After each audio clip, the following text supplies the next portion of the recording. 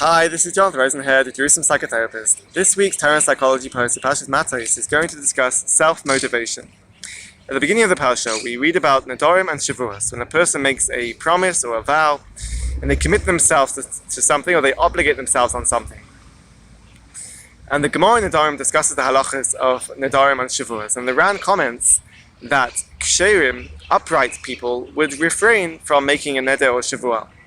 This is because making a neder or shavua involves using Hashem's name, and if a person does not fulfill their neder or shavua, does not fulfill their word, then it is an aveira. They are desecrating Hashem's name. They have used Hashem's name in vain, and therefore upright people would avoid making a neder or a shavua.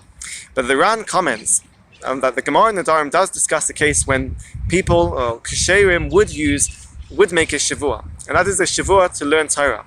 And the Gemara in Nedarim comments over there and says, how can a person make a shavua to learn Torah? Because the whole of Bnei Yisrael is already mushba v'omed nahal Sinai. When the Bnei Yisrael said na'aseh v'nishma, they already made a shavua in a sense. They already committed themselves to keeping the Torah and to learning Torah. So you can't make a shavua on top of a shavua that has already been made. By saying na'aseh v'nishma, it is an expression of intrinsic motivation, internal intrinsic desire to keep the Torah and to commit themselves to Torah. But the Gemara says that a person can make a shavua lizruzei nafshe, as a way of creating external motivation. That sometimes a person needs extrinsic motivation to keep the Torah. That perhaps a person doesn't necessarily have the necessary or the sufficient internal intrinsic desire to keep the Torah or to learn Torah, and therefore they need to create this external factor, this external motivation by making a neder or shavua, by making a shavua to keep the Torah and to learn Torah.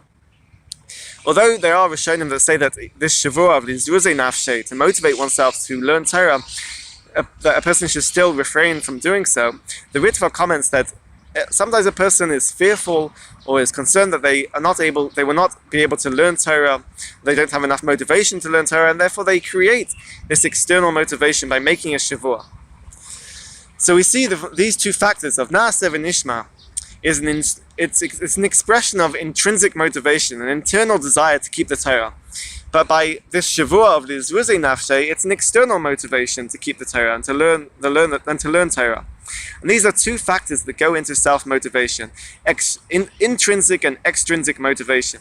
And they are both necessary. Perhaps in an ideal world, a person will be self-motivated, has an intrinsic motivation based on an internal desire and satisfaction and pleasure that they get out of something, which will ensure that they are committed to their goal and they're able to follow through.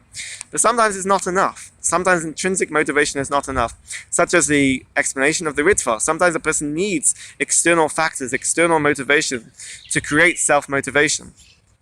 And they need this external, tangible reward, measurable reward that they can get. And this creates enough motivation to follow through. So when we are looking at self-motivation, we want to try to understand how can a person nurture both internal and external motivation. Internal, intrinsic motivation is based on setting goals, understanding the why behind our goals, what is our motivation, understanding what gives us that desire to change our life, or what gives us that desire to follow through and achieve our goals that we set for ourselves.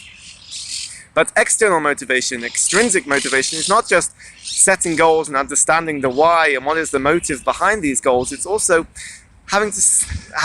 rewarding ourselves, because if we set goals, sometimes we need to reward ourselves along the way and to give ourselves that measurable, tangible rewards that we get from fulfilling our goals. And sometimes we need to set sub-goals and give ourselves mini rewards as we go along, and gradually building up our self-motivation as we go along. Because in the previous video on Parshas Matos, I've discussed the ingredients that go into self-motivation, and that related more to intrinsic motivation, such as perseverance and grit and determination, and also dealing with our failures. But external motivation and extrinsic motivation, such as the shavua of lizruzei nafshe, is accepting that sometimes we need these external factors, we need these rewards, and to reward ourselves. So we should look at self-motivation and understand these two elements of intrinsic and extrinsic motivation that go into building up and nurturing self-motivation. Have a great Shabbos and keep well.